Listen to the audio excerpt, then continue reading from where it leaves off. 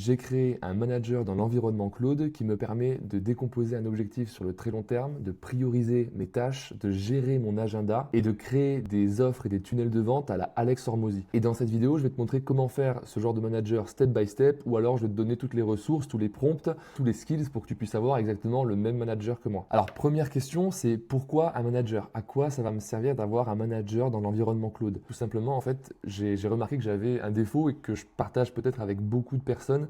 C'est que j'ai un vrai problème pour prioriser mes tâches. Parfois, je peux passer des heures, des journées, voire des semaines à travailler sur des sujets et finalement, au bout du compte, je me rends compte qu'il n'y a pas forcément beaucoup de valeur ajoutée. Et j'ai tendance à remarquer que souvent, je délègue ou je mets à plus tard les tâches qui ont une vraie valeur ajoutée et je préfère faire sans m'en rendre compte les tâches sur lesquelles je suis un peu meilleur ou alors tout simplement les tâches que je préfère faire. Donc si toi aussi tu es comme moi et que tu as besoin d'avoir quelqu'un qui a une vision long terme et stratégique de l'objectif que tu as envie d'accomplir et qui priorise pour toi les tâches en anticipant celles qui vont avoir le plus de valeur ajoutée, je pense que cet outil est vraiment fait pour toi et je t'invite à continuer la vidéo pour regarder comment il fonctionne. Bon, tout d'abord, je vais t'expliquer la logique de fonctionnement du manager. Ensuite, on passera sur l'environnement Claude et je te montrerai comment le créer. Je t'expliquerai ce que sont des skills, ce que sont des connecteurs, la différence entre le chat normal et la fonction projet et aussi cowork. Mais on verra ça tranquillement après. Donc, mon manager Claude, il va vivre dans mon Claude dans un environnement projet. Alors, pourquoi dans un environnement projet? Parce que dans un environnement projet dans Claude,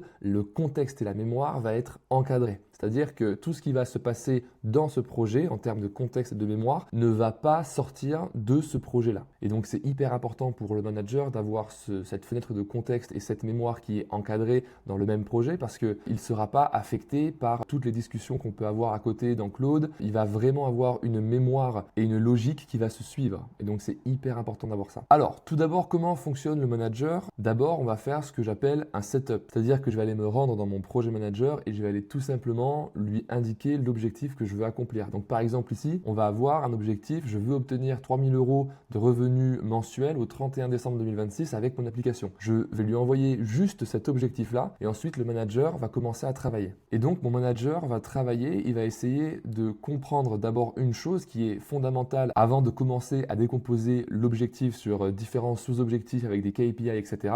Il va me dire, ok, on va faire ça, mais avec quelles ressources tu comptes faire ça? Et donc il va me poser plusieurs questions. Il va me demander des questions sur mes ressources en termes de temps. Combien j'ai de temps dans une semaine, par exemple, pour faire les tâches? Quelles sont mes ressources financières? Est-ce que j'ai de l'épargne? Combien par mois je peux mettre sur la table pour pouvoir payer des applications, des outils, etc.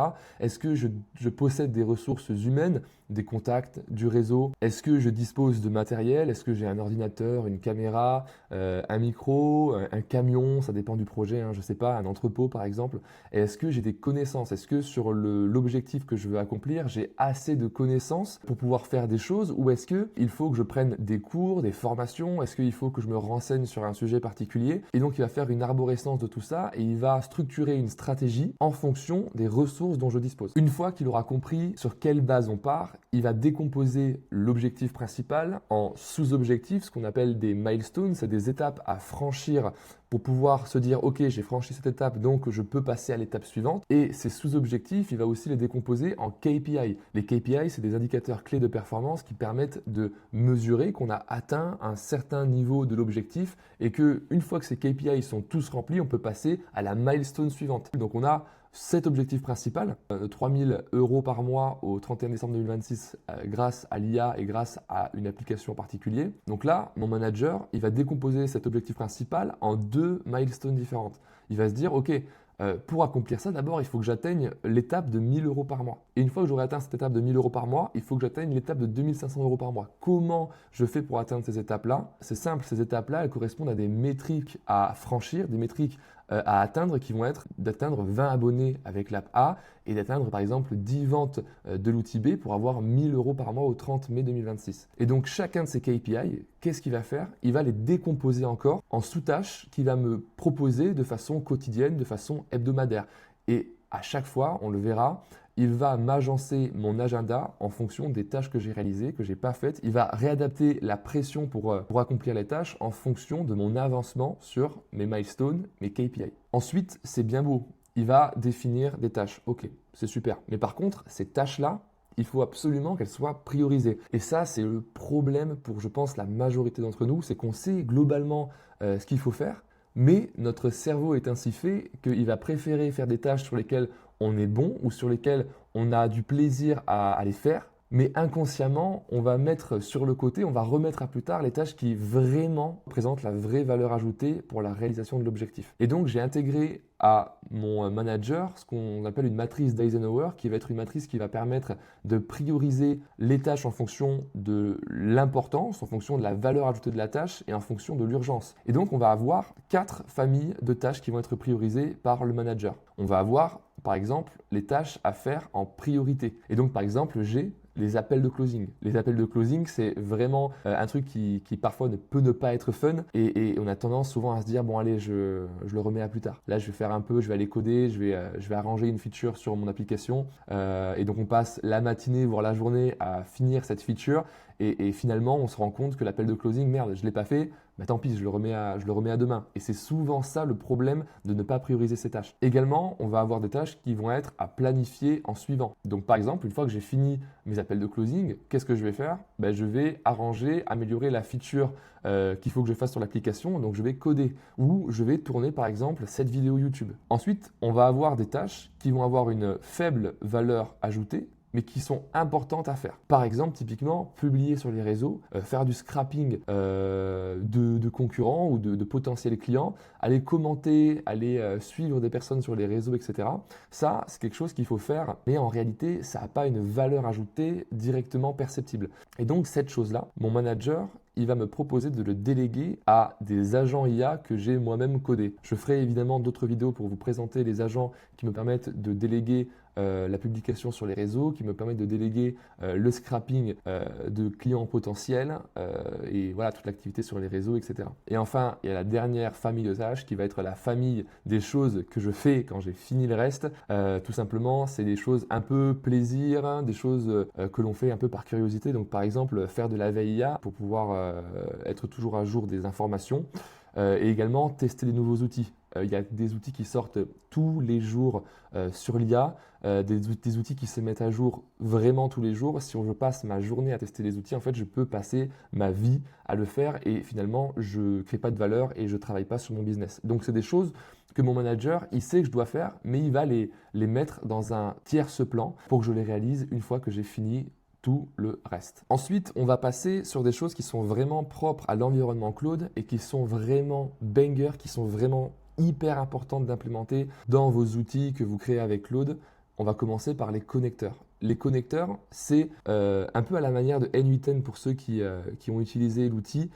C'est les outils en fait finalement que vous êtes capable d'utiliser votre agent Claude. Je vais vous montrer après sur Claude comment on les met en place. Moi j'en ai mis 2 principaux qui vont permettre à mon manager de pouvoir gérer en totalité mon agenda et lui donner accès via Notion à mes databases pour qu'il puisse avoir accès à tout un contexte de mes clients, etc. Et enfin, ce que j'ai apporté à mon manager sur Claude, c'est que je lui ai apporté une petite touche d'Alex Hormozy. C'est un marketeur pour ceux qui ne connaissent pas, mais je pense que la majorité d'entre vous doivent connaître. C'est un marketeur qui est vraiment exceptionnel. Et en fait, j'ai tout simplement implémenté tout un contexte qui est propre à Alex Hormozy, donc tous ses concepts sur le marketing et sa façon aussi d'architecturer des tunnels de vente. Et donc, j'ai apporté à mon manager Claude cette façon de faire à la Alex Hormozy en lui apportant des skills. Et ça, on va le voir tout de suite avec les connecteurs pour voir comment ça fonctionne directement sur Claude. Alors, on va se rendre directement sur Claude. Pour ceux qui ne sont pas encore abonnés, je vous invite vraiment à non seulement vous abonner, mais en plus de vraiment payer ces 20 € par mois qui vous permettent d'accéder à la version pro de Claude. C'est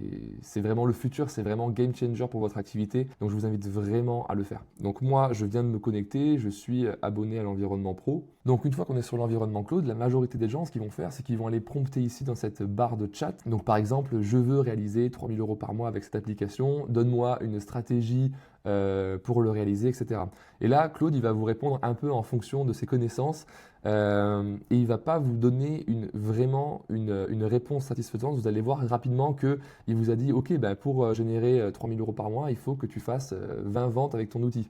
tu sais pas comment faire ton outil, tu sais pas comment générer tes ventes, tu n'as pas de tunnel de vente, ton offre elle est pas bien calibrée et en fait ça va peut-être vous faire perdre plus de temps que prévu en fait finalement. Et donc c'est pour ça qu'il faut vraiment structurer un manager avec des compétences et avec des connecteurs pour qu'il puisse gérer efficacement comme un vrai manager finalement et qu'il puisse vraiment vous guider pas à pas sur la réalisation de votre objectif. Et donc ce qu'on va faire c'est qu'on va quitter cette fenêtre de chat et on va se rendre sur les projets. Donc là on est sur mes projets, c'est ici que se trouve mon manager IA et donc je vais vous montrer comment il est fabriqué. Je clique dessus et ce manager en fait comme je vous l'ai expliqué en début de vidéo, il va avoir trois choses principales. Il va avoir une mémoire qui va être vraiment propre à cet environnement projet, donc il va pas être pollué par les discussions annexes que je peux avoir. Parfois vous êtes même plusieurs à utiliser un même cloud, donc des sujets différents avec des objectifs différents. Cette mémoire là elle va être conservée dans cet environnement-ci et elle sera propre à votre projet, donc il va être hyper performant avec cette mémoire. Ensuite on va avoir les instructions. Ces instructions en fait ça correspond au système prompt de mon manager. Donc dans ce système prompt qui est assez long, il va y avoir toutes les règles fondamentales de comment il va structurer sa logique de pensée, comment il va structurer la décomposition d'objectifs, comment il va prioriser les tâches, etc.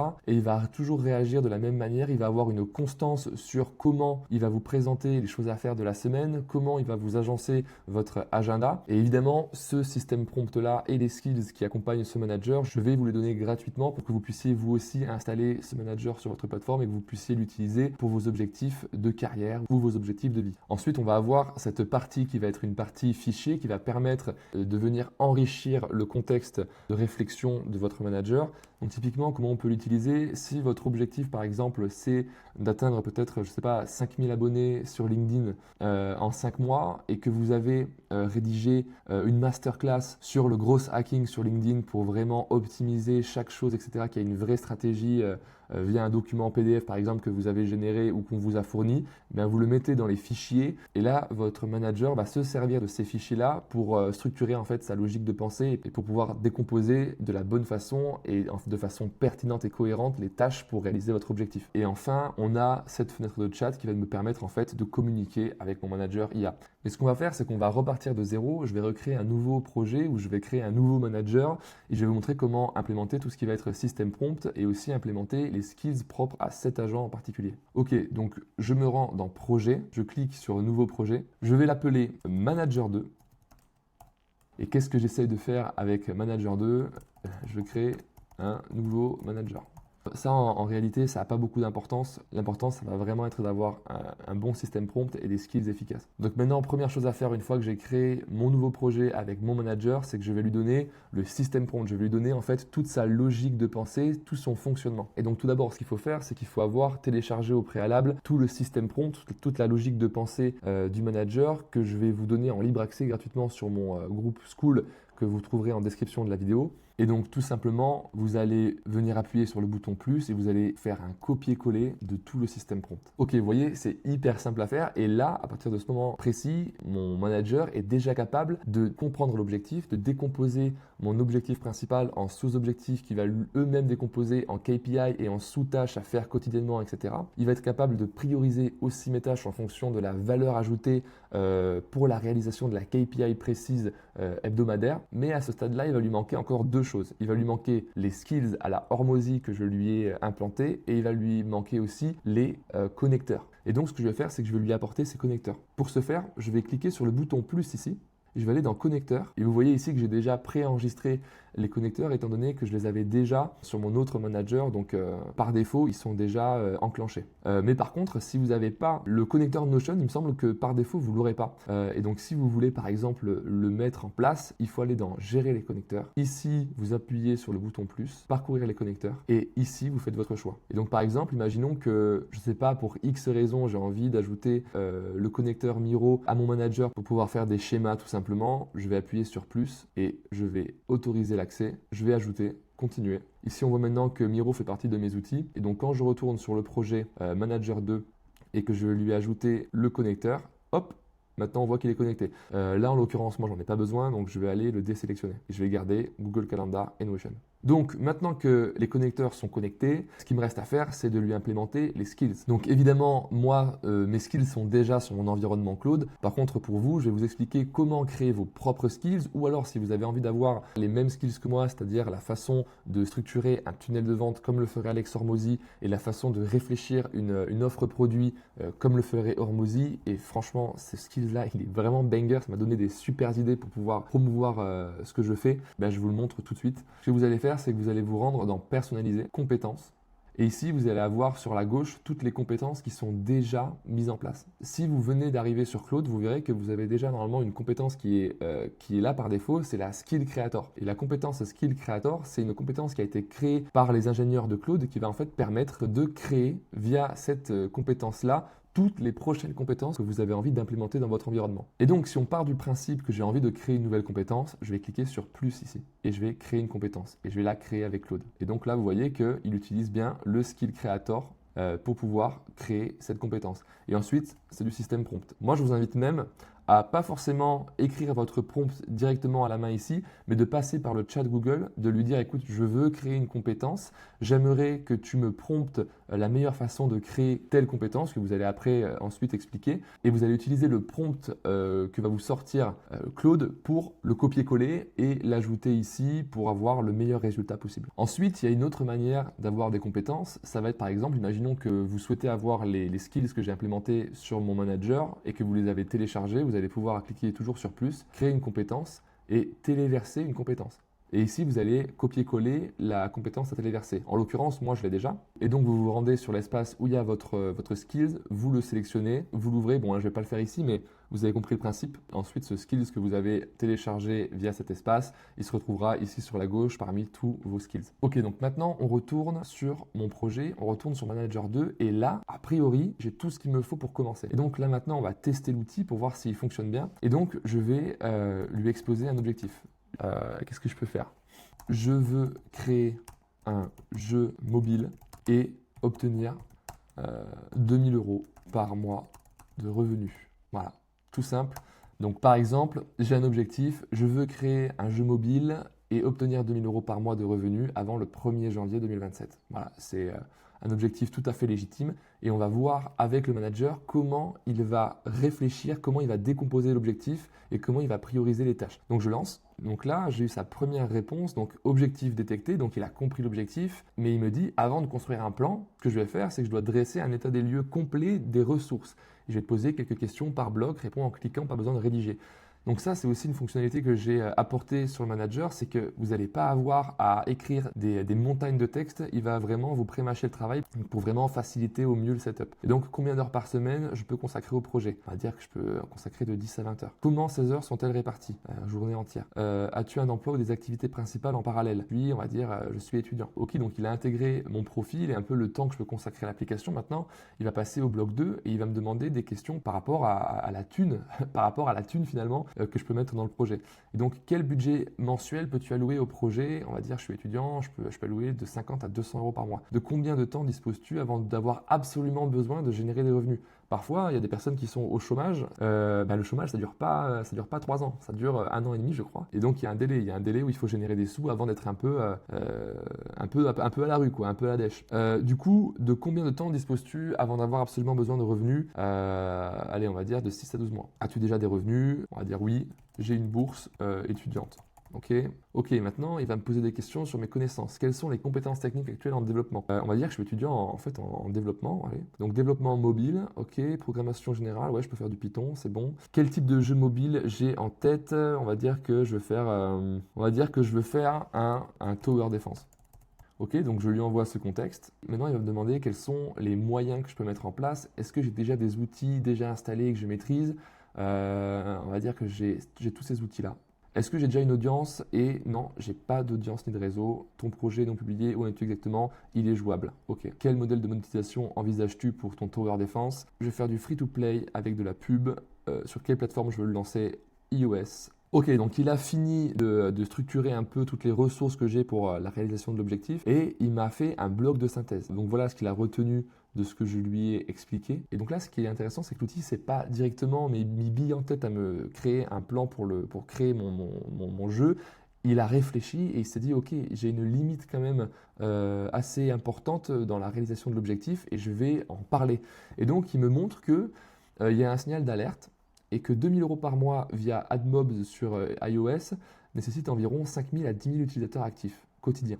Pour un jeu solo sans audience en 9 mois, c'est un objet ambitieux mais atteignable. Donc là, c'est un passage qui est hyper intéressant. C'est un peu un passage de transition où le manager va dire, ok, je sais que pour atteindre l'objectif qu'il a envie d'atteindre dans la période de temps donnée, il va falloir faire ça, ça, ça, ça. Maintenant, est-ce que les ressources qu'il m'a données au préalable matchent bien avec ce qu'il faut pour réaliser l'objectif? Et c'est ça en fait tout le principe de l'audit technique. Donc il va aller voir les dépendances à avoir, les délais estimés, les coûts, il va voir la complexité que ça représente, il va voir l'estimation du temps que ça va prendre pour valider chacun de ses composants. Et donc il va m'estimer un build MVP entre 12 à 17 semaines, soit 3 à 4 mois, date de lancement réaliste entre juillet et août 2026, fenêtre de croissance restante, 4 à 5 mois pour atteindre 5000 utilisateurs quotidiens. Et donc là, le manager, il va continuer à carburer dans son moteur. Il va d'abord essayer de valider le marché. Il va essayer de comprendre comment on va distribuer, par quel levier on va actionner pour augmenter, pour optimiser la croissance des utilisateurs du jeu. Et enfin, il va me sortir un plan stratégique avec l'objectif principal, donc publier un tower defense en free-to-play avec de la publicité et atteindre 2 000 € par mois de revenus publicitaires avant le 1er janvier 2027. Donc on a 9 mois, métrique finale 2 000 € par mois. Et là, il va me montrer en M1, c'est les milestones que je vous expliquais en début de vidéo. Ça va être les étapes à franchir pour se dire, ok, on est sur la bonne voie, on va réussir à atteindre l'objectif si on passe dans les délais ces milestones. Donc d'abord, la première milestone, avant le 30 avril, ça va être de créer la fondation, les fondations et le prototype. Ensuite, prochaine étape, ça va être de créer un MVP complet. Ensuite, de lancer l'app sur l'App Store. Ensuite, ça va être de croître et d'optimiser cette croissance. Et ensuite, à la fin, on a l'objectif. Et donc, chacun de ces milestones va avoir des KPI. Donc, par exemple, pour la première milestone, ça va être de créer un compte développeur Apple. Ça paraît logique. Ensuite, autre fonctionnalité du manager, c'est qu'il va identifier en avance, il va anticiper des risques. Il va anticiper par exemple le fait qu'on mette trop de temps à construire le jeu et qu'on dépasse la deadline indiquée. Et donc, il va se dire, ok, si ce risque-là est réel, qu'est-ce que je fais? Eh bien, je vais prévoir un plan B et je vais prévoir une règle pour être sûr qu'on reste dans la milestone. Donc ensuite, il va me dire les prochaines actions à réaliser cette semaine. Il va me faire un petit récap de la milestone actuelle. Donc on va voir que l'objectif principal, c'est celui-là. Il va me dire actuellement, bah mec, tu as fait 0. L'écart avec l'objectif, il est de 2 000 €. Donc il me reste tout à faire. Hein. On est au début du projet. Là, il va me rappeler dans quelle milestone on est. Aujourd'hui, on est sur la milestone qu'il faut valider le prototype. Et il va me donner la KPI hebdomadaire, ce qu'il faut faire absolument cette semaine. Et donc maintenant, on voit qu'il me demande si je veux générer le plan hebdomadaire détaillé pour la semaine. Oui, s'il te plaît. Et donc là, maintenant, ce que j'aime beaucoup, c'est que le manager, avant de me lancer les tâches à faire et de me faire mon agenda, il va me demander, ok, mais à quoi ressemble ton agenda à l'heure actuelle pour que je puisse en fait le comprendre et optimiser au mieux pour qu'on puisse avancer sur l'objectif. Et donc, il me demande quel jour je suis dispo pour avancer sur le projet. Hop, lundi, mardi, mercredi. Quel est ton créneau de haute énergie où tu es le plus focus? Moi, littéralement, le matin de 9h à 12h. Quel moteur utilises-tu pour ce tower defense? Unity. Ok, donc il m'a généré mon planning de la semaine. Donc on voit bien qu'il a bien respecté lundi, mardi, mercredi. Mais on voit aussi qu'il a priorisé les tâches à forte valeur ajoutée. Ok, maintenant je veux que mon manager, il utilise le connecteur que je lui ai donné pour qu'il puisse modifier mon agenda en conséquence. Donc je vais lui dire, ajuste mon agenda à partir du lundi 6 avril. Donc là, je suis sur mon agenda, il a déjà commencé à m'ajouter les tâches à faire de la semaine. Normalement, il manque encore celles de mercredi, je pense qu'il ne va pas tarder à les ajouter. Et voilà, maintenant il m'a ajouté les tâches de mercredi, donc a priori on est setup, on est bien. Donc j'ai mon agenda qui est prêt pour la semaine. Ok, donc ça fait 1 heure que je tourne, j'espère que cette vidéo vous a apporté de la valeur, j'espère qu'elle vous a donné des idées pour pouvoir utiliser l'environnement Claude pour vos projets. Peut-être pas forcément faire un manager IA, mais pour pouvoir faire autre chose, d'autres outils avec ce que permet Claude aujourd'hui. C'est un environnement qui est vraiment formidable. Cette chaîne YouTube va avoir pour but de montrer un peu tout ce qu'on peut faire avec Claude et d'autres outils IA, tout ce qu'on peut faire en fait finalement simplement avec les outils IA d'aujourd'hui. Et vraiment, les possibilités sont infinies. Mon but, c'est de vous montrer toute la valeur qu'on peut sortir de l'IA. Si vous appréciez ce genre de contenu, si ça vous apporte de la valeur et que vous y trouvez un intérêt, n'hésitez pas à vous abonner à la chaîne. Et si vous avez des recommandations, des choses peut-être sur lesquelles je suis un peu passé rapidement, n'hésitez pas à me l'écrire en commentaire, j'y ferai attention. Voilà. Donc je vous souhaite une bonne fin de journée et plein de belles réalisations avec l'IA.